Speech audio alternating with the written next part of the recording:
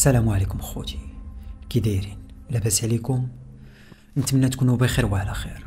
وانتم كتشوفوا هذا الفيديو، القصه اللي غادي نعاود لكم اليوم من احسن القصص اللي عاودتهم في القناه. بطبيعه الحال من بعد القصه ديال صويره، ولكن انت اول مره كتشوف القناه ديالي دخل تشوف ديك القصه غادي تقدر تعجبك. اما اليوم عندي لكم بزاف ديال الاحداث اللي غادي يخليكم تشكوا في الحوايج اللي عندكم في الدار، الحوايج اللي شريتو مستعملين واش بصح ديالكم او لا مازال كيملكهم شي واحد اخر. وكيف العاده القصه غادي نعاودها لكم باللسان ديال الشخص اللي عاش كاع هاد الاحداث. غادي تسمعوا شي حوايج اللي غادي يخليكم يهرب ليكم. وقبل ما نبداو القصه، الا كنتي مازال ما اشتركتيش في القناه فبغيتك دابا هبط ورك على ديك البوطونه الحمراء، خلي ليا لايك وهبط الكومونتير، كتب لي شي حاجه زوينه، حيت بالدعم ديالكم انا كنزيد نتموتيف اكثر وكنعطي ما امكن من وقتي باش نجيب لكم واحد المحتوى اللي زوين ويعجبكم وقصص اللي تستمتعوا بها. يلا ودابا جلسوا لي في شي بلاصه كالم واستمتعوا بالقصه. على بركه الله نبداو القصه.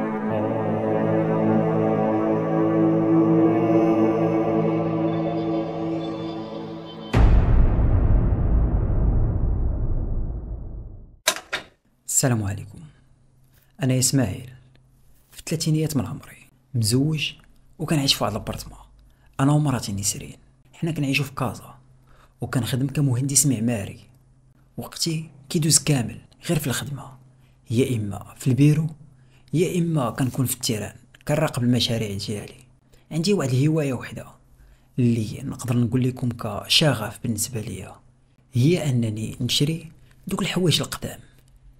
بطبيعة الحال الحوايج اللي كتبان عندهم واحد القيمة اللي كبيرة، يعني ماشي اي حاجة بانت ليا. فلا دخلتوا للدار عندي غادي تصدموا، غادي يجيب لكم الله بحال الا داخل لي شي متحف. الوقت اللي كيكون عندي خاوي كنزل فيه لدوك الاسواق الاسبوعية، كنبقى ندور ونشوف الحوايج اللي محطوطين، وملي كتبان ليا شي حاجة اللي زوينة وكتبان عندها واحد القيمة اللي كبيرة كنشريها باش ما كان الثمن ديالها. فكل مرة كنمشي لشي سوق اسبوعي ضروري خاصني نجيب معايا شي حاجه فيدية، حيت بالنسبه ليا كل حاجه كناخدها الا كتكون عندها واحد القصه، بحال الانسان كل والقصه ديالو. ومن غير الاسواق الاسبوعيه كاينين بعض المواقع اللي كيبيعوا دوك الحوايج اللي قدام اللي بطبيعه الحال كتكون عندهم واحد القيمه. وما بين هاد المواقع كاين فيسبوك كندخل ليه كنبقى نقلب في دوك الصفحات اللي كيبيعوا دوك الاعداد القدام، او لا ماركت بليس. فكنلقى بزاف ديال الناس حاطين شي حوايج اللي كيبانوا عندهم واحد القيمه كبيره كيبغيو يبيعوها لسبب انهم كيكون ناقصهم الفلوس او اللي عندهم شي مشكل، كل واحد والظروف ديالو. فانا كنت كنستغل هذا الفرصه باش ناخذ بزاف ديال الحوايج اللي بعض المرات كنطيح عليهم بواحد الثمن اللي ما غاليش بزاف. اما مراتي نسرين فما كانش عندها نفس الاهتمام ديالي، بعض المرات كنت كنتخاصم معاها بسبب هذا الشيء. كنشري شي حاجه كنجيبها معايا للدار كتشوفها كيبان لها انني كندخل لها للدار غير داكشي اللي مستعمل وما صالح له والو. فكتبقى كل مره كتهضر اش هادشي جبتي ليا، بغيت شي مره تدخل ليا للدار شي حاجه اللي تكون جديده، ديما القديم ديما المستعمل. كانت هذه هي الحاجه الوحيده اللي ما كنتفقش فيها انا ونسرين. المهم دازت وقت طويله وانا عايش نفس الروتين، خدمه الدار السوق باجات، يعني نفس الحاجه كتعاود عندي. حتى لواحد النهار وانا جالس في البيرو ديالي قلت مع راسي ندخل الفيسبوك نقلب في شي جروبات اللي عندي لعل وعسى نطيح في شي حاجه اللي تكون زوينه. بديت كنقلب ما بين الجروبات وانا كنشوف الحوايج اللي محطوطين، حتى كيشد الانتباه ديالي واحد البوست مكتوب عليه شريها وشري ماضيها. انايا شفت البوست شنو فيه، كيبان ليا واحد المرايه اللي ما نعاودش ليكم، تحفه فنيه كانت محطوطه. دخلت لذاك البوست وبديت كنقلب في التصاور اللي محطوطين، كنشوف داك الشكل المرايه كيفاش داير، الخشب ديالها كيفاش كان داير، ودوك النقوش اللي عليه وشي كتبات. كان داكشي ما كيتصورش. انا بالنسبه ليا مده طويله وانايا في هذا المجال ما عمرني في حياتي شفت شي مرايه بهذا الجمال وبهذا الدقه وهذا النقش كاع التفاصيل اللي فيها. قالوا لي خاصك ضروري تهضر مع هذا السيد وتسولو على الثمن ديالها والقصه ديالها. تواصلت مع داك السيد وبقيت كنتسنى واحد المده عاد باش جاوبني. قال لي بلي هاد المرايه عندها واحد القيمه كبيره بالنسبه ليه، والعائله ديالو كانوا كيتوارثوها واحد مورا واحد. سولتو وانت يا علاش بغيتي تبيع هاد التحفه هادي الى الاجداد ديالك وعائلتك كيتوارثوها؟ جاوبني بكلمه واحده: الظروف. انا ملي سمعت هاد الكلمه فرحت، حيت بالنسبه لي هادي هي الهمزه. واحد كيكون عنده ظروف غادي يقدر ينقص لك في الثمن ويبيع لك داكشي اللي عنده حيت هو واقف على الفلوس. المهم اتفقنا على الثمن، عطيتو المعلومات ديالي والعنوان ديالي وصافي. بقيت مشوق كنتسنى غير الوقت اللي توصلنا ديك المرايه نشوفها قدامي. بزاف منكم غادي يكون كيقول مع راسو ايوا صافي انت زدتي فيه ياك غير مرايه، ولكن انا بالنسبه ليا راه ماشي مرايه عاديه اللي شفت، هادي واحد تحفه حيت كيبان عندها واحد التاريخ اللي قديم بزاف. المهم رجعت للخدمه ديالي ودوزت النهار عادي حتى الليل. مشيت للدار جلست مع نسرين وعاودت لها على البلان ديال المرايه. قلت لها راه درت واحد الكوموند على واحد التحفه اللي نادره. هنايا شفت فيا وقالت لي عاود تاني بديتي بهذا الشيء ديالك، واش انت ما غاديش تسالي؟ المهم بدات بداك الموال ديالها وديك الهضره كيف ديما. انايا سكتها وقلت لها انت غادي تشوفي المرايه وغادي تبدلي الراي ديالك. المهم جبت شي فلوس عطيتهم ليها وقلت لها في حالة غدا ما كنتش في الدار وصلت المرايه خلصيها ودخليها حتى نجي نشوفها. دازت الهضره مشيت نعست. لغد ليه مشيت خدام كيف العاده. وحاجه اللي كانت غريبه في هذا النهار هي انه القضيه ديال المرايه وان اليوم غادي توصلني شي حاجه خرجت لي من بالي نسيتها حتى لواحد الوقيته اللي كتصوني ليا نسرين قالت لي راه وصلت الكوموند ديالك.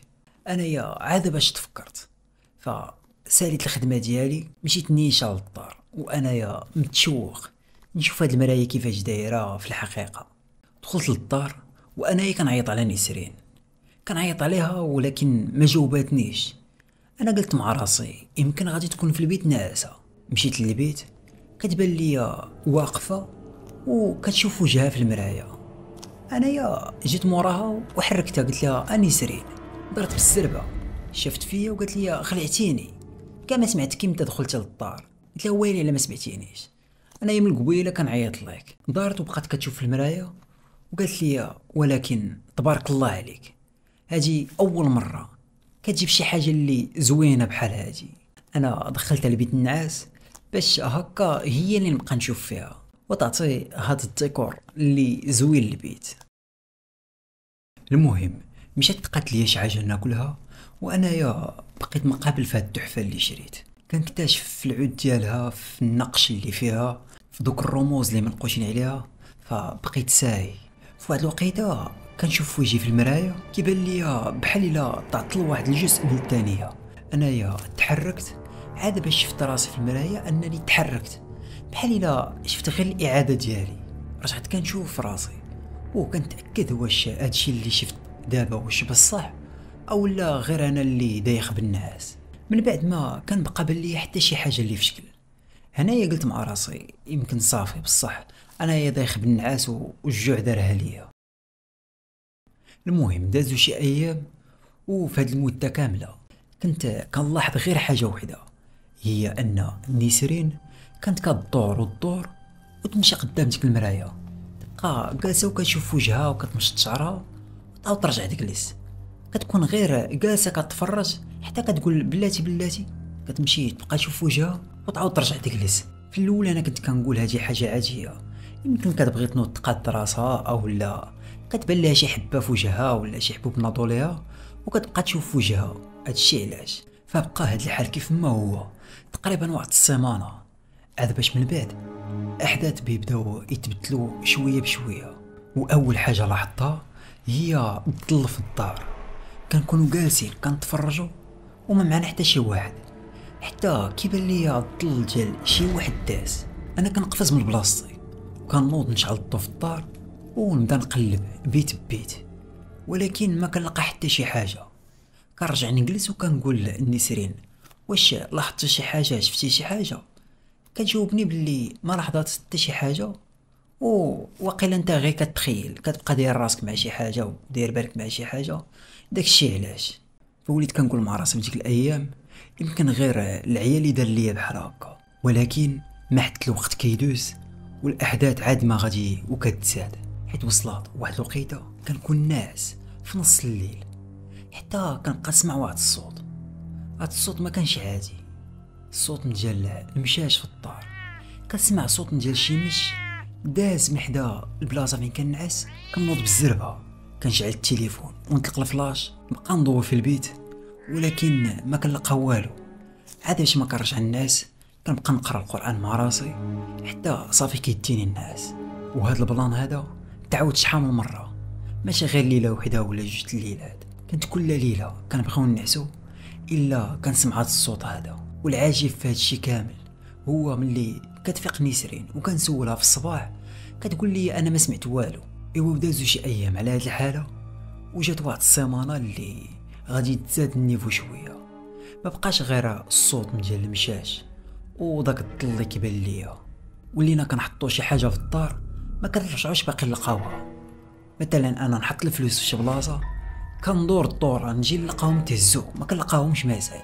شحال من مره كنخلي الفلوس محطوطين فوق الطبله اولا شي حاجه كنخليها تما، كنمشي نقضي شي غراض ديالي. ملي كنرجع ما كنلقى والو، كنعيط على نسرين كنقولها واش هزيتي هادشي اللي حاط، واش هزيتي الفلوس؟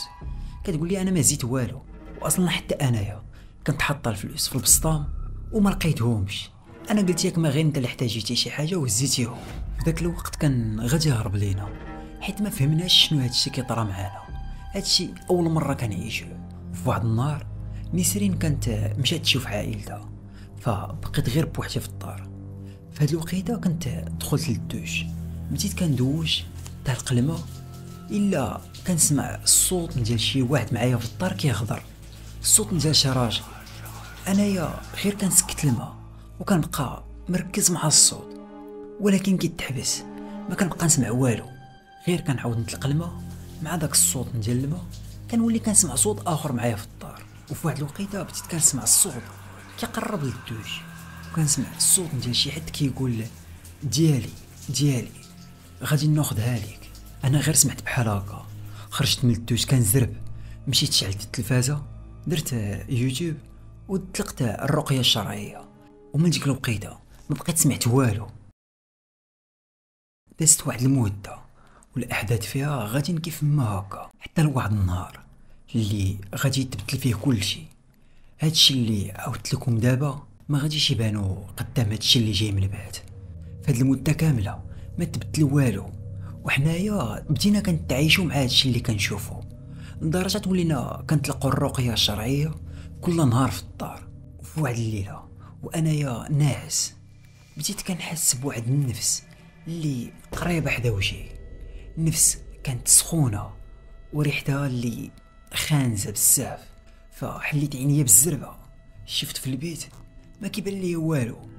كنشوف نسرين كتبان ليا هي ناعسه من الجهه الاخرى، مستحيل تكون هي اللي كانت قريبه ليا.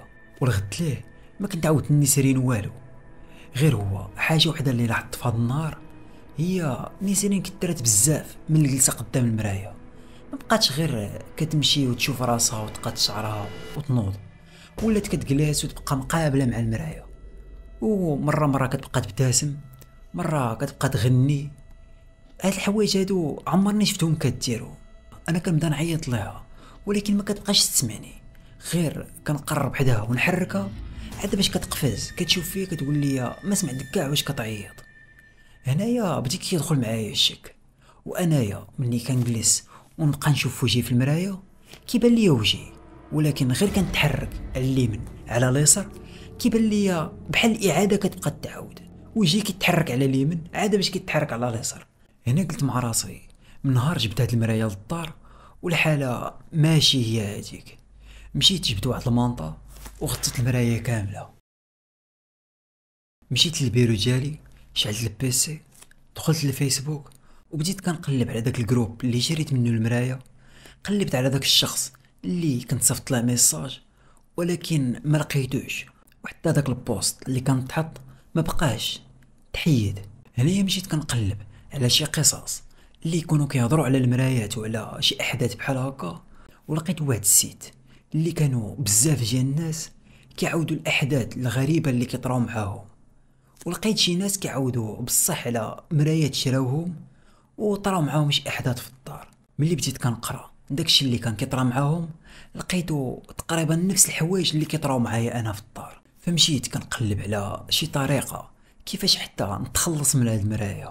ما كنتش بغيت نحطها نعاود فيها البيع، ما بغيتش نكون السبب في الاذيه ديال شي واحد اخر. فلقيت بزاف ديال الناس كيهضروا على هذا الموضوع هذا.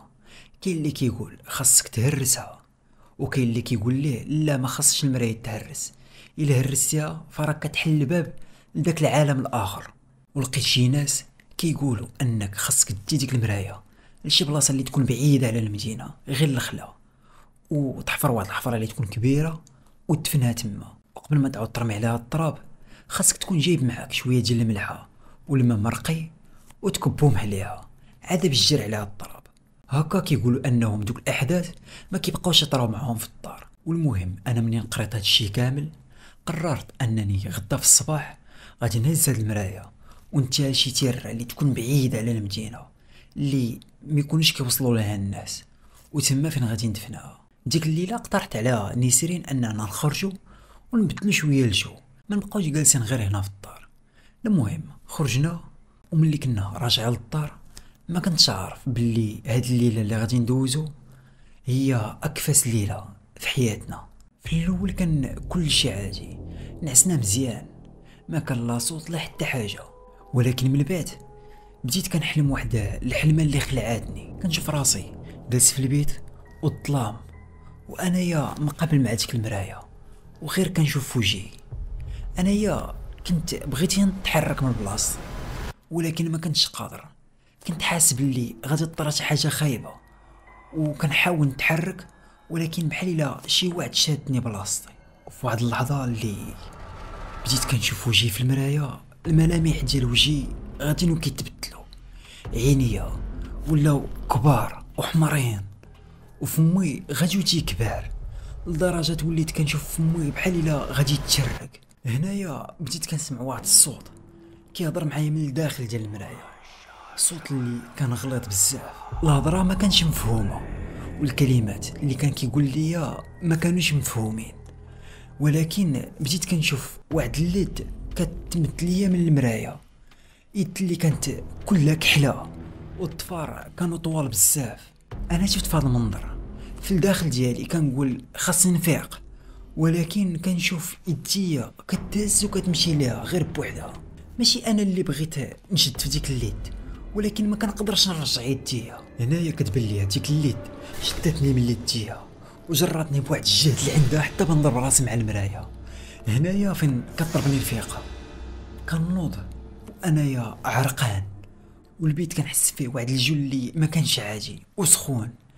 انايا كنوض كتبان ليا نسرين ناعسه وانايا قلبي كيضرب بالجهد. في الوقيته كنت شحفان، مشيت للكوزينه خديت واحد الكاس ديال الماء وانايا راجع للبيت قربت حدا الباب ديال البيت كتبان ليا نسرين واقفه في الظلام وعرات عاوتاني ديك المرايه وكتشوف فيها. انا شفت فهاد المنظر قلبي بدا كيضرب وبقيت غادي وكنقرب حداها وكنعيط لها نسرين غادي وكنقرب حتى تدي على كتفها. نسرين هنايا كتشوف فيا بواحد الشوفه اللي جمدت ليا الماء في ركابي، كيبان لي عينيها مقلوبين وغير البيوضيه والملامح ديالها ما كانوش عاديين. واحد الضحكه اللي كانت كتضحك ماشي ديالها، قالت لي بواحد الصوت اللي كان غليظ مع واحد الضحكه ما بقى والو وغادي ناخدها ليك. انا سمعت هاد الصوت حسيت برجليا تجمدوا والدم تجمد في العروق ديالي، وفي ديك اللحظه كنحس بواحد الضغط في ودنيا. مدت يديها بشويه وهي كتقرب ليا حدا وجهي بحال الا بتشد ليا في وجهي. مع واحد الضحكه اللي كانت كتخلع، مع قربت لي حدا وجهي بعد قيسو. هنايا رجعت واحد شويه باللار ودفعتها بواحد الجهد حتى تكربعات اللار. هنايا كتبان ليا طحت في الارض وبدات كتركل وكتغوط بالجهد، والصوت باش كتغوط راه ماشي صوتها، بحال الا شي واحد محبوس فيها وكيغوط بغا يخرج. انا بهذا المنظر اللي كنشوف والخلع اللي فيا وليت كنقرا اي ايه كطيح ليا في بالي. كنقرا سوره الفاتحه، المعوذتين، وكنقرا ايه الكرسي. بديت كنقراهم وكنعاود فيهم، ونسرين كتبان ليا غير كتركل وكتغوط بحال الا غادي تخرج شي حاجه منها. وفي ديك الوقيته وفي داك الصداع في شي ثواني كلشي تبدل. نسرين زقات بحال الا فقدت الوعي، وداك الصوت اللي كان كيخرج منها حتى هو ما بقاش، بقات غير مرميه في الارض قدام ديك المرايه، وجهها كان كله فازق بالعرق. انا بقيت كنشوف في المرايه وقلت لها هذه هي الاخرى ليك في هاد الدار، ما غاديش باقي تضربي معانا الضربه. مشيت ونوضت نسرين من الارض حتى طاف بلاصتها، وهزيت التليفون ديالي طلقت فيها الرقيه الشرعيه وحطيت وحدها، وبقيت جالس حداها هكاك حتى طلع الصباح. ملي فاقت نسرين كانت عيانه بزاف، وجهها كان صفر وكتبان عليها مريضه. سولاتني قالت لي شنو طرا معايا، ما عقلت على والو. انا ما عاودتلهاش داكشي اللي طرا، قلت لها غير شي حلمات اللي كانوا خايبين كنتي كتحلميهم، وانايا بقيت جالس حداك وطالق حداك الرقيه. المهم انا في هاد الصباح هزيت ديك المرايه، دورت عليها واحد الخطا ورميتها في الطوموبيل، وشديت واحد الطريق حتى بعدت بزاف على المدينه. انا الطريق كامله وانايا كنحس باللي شي واحد معايا في الطريق، شي واحد معايا في الطوموبيل وغير كيشوف فيا، ولكن راه ما معايا حتى شي واحد. ملي كنشوف في الطوموبيل راه ما معايا حتى حد. وصلت لواحد البلاصه اللي ما كان فيها حتى شي واحد، وحفرت واحد الحفره اللي كانت كبيره، ودرت نفس داك الشيء اللي كنت قرات في داك السيت. رجعت فوق من هذاك التراب ومشيت ركبت في الطوموبيل، وانا راجع للدار كنفكر في هذا الشيء اللي طرا معايا كامل. كنفكر في هذا الشيء اللي طرا بحال شي حلمه، وكنقول مع راسي هذه اخر مره غادي نشري شي حاجه اللي مستعمله، حيت كاينين شي حوايج اللي كتشريهم مستعملين هما ليهم كيكونوا مازال ساكنين فيهم.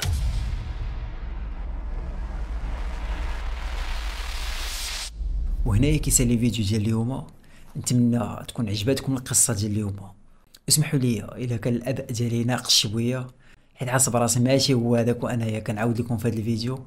ولكن المهم ما تنساوش تخليو لي لايك، كومونتير، واي واحد بقى معايا حتى لهاد اللحظه في الفيديو يكتب لي الحمد لله، الله اكبر، ولا اله الا الله. ونشوفكم في الفيديو الجاي ان شاء الله. السلام عليكم.